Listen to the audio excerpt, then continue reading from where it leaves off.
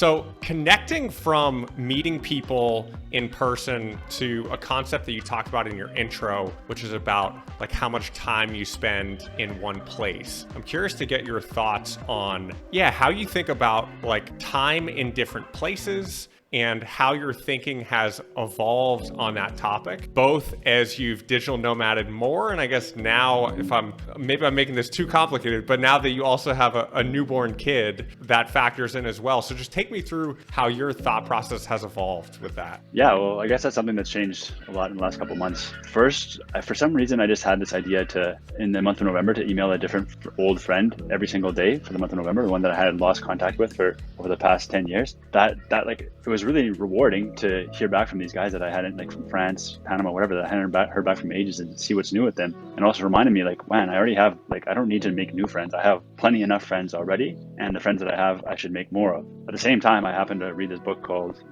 basically it's about like trying to embrace optionality, but do the opposite and really focus on going deeper rather than shallow. And that again, just sort of reinforced the idea that, listen, like I said, I'm an introvert, so I don't need a lot of friends. I don't need a lot of social time. Why do I need to I don't care really about being popular, because if I wouldn't be doing what I'm doing. So why not just dig deeper in getting to know the people that I know already really well.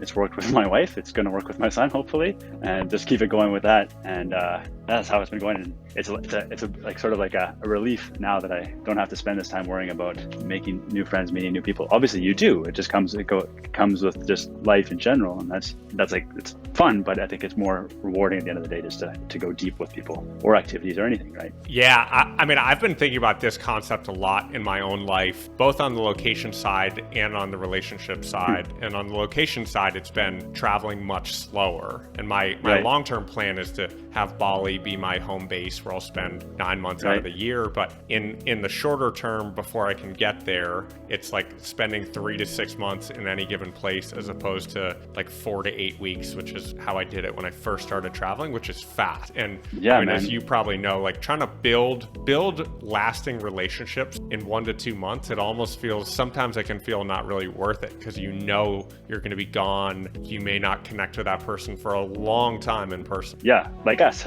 No, but like you guys. But here we are. Here we are, remote. You never know. So I guess there's an upside, right? Upside to that.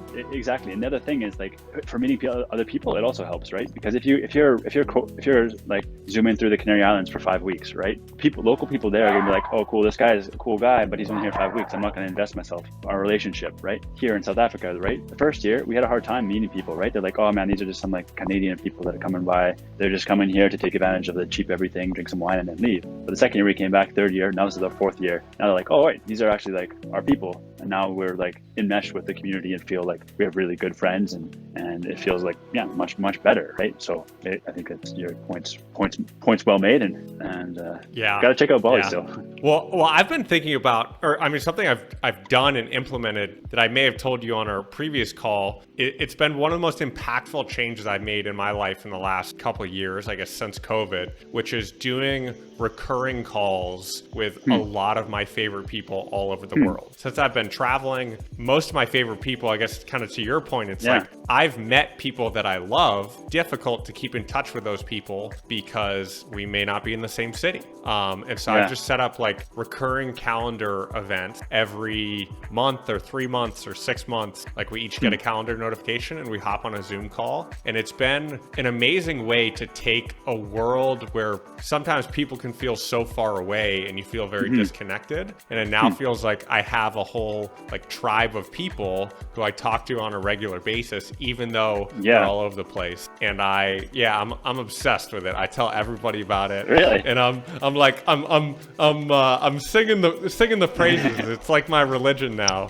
I like it. I like that idea. You've got a convert right here. How many people do you do this with? I probably have maybe like 35. Whoa, 35! Holy smokes! Yeah. Okay, cool. Nice. All at different intervals. It's some people it's a couple times a year, like 2 times a year, 3 times a year, sometimes quarterly. The most frequent I have is every other week with just a couple people, some monthly. So it's kind of all over the place, but it's been amazing. I mean, it's for me a lot of it is with other like online entrepreneurs or other entrepreneurs. And so I'm constantly talking to people who inspire me and who I love as people. And we have a lot of like business synergies and mission synergies. And I've just found, because that's a hard, that's like been a big lack for me. Like coming here to Fuerteventura, I'm going to Puerto Rico next, like finding it's not that hard to find like fun people to hang out with. It can be very difficult to find people that are on like similar missions or have like similar ambition. And I think that's where kind of canvassing the world as opposed to just your town, you can find really like-minded people.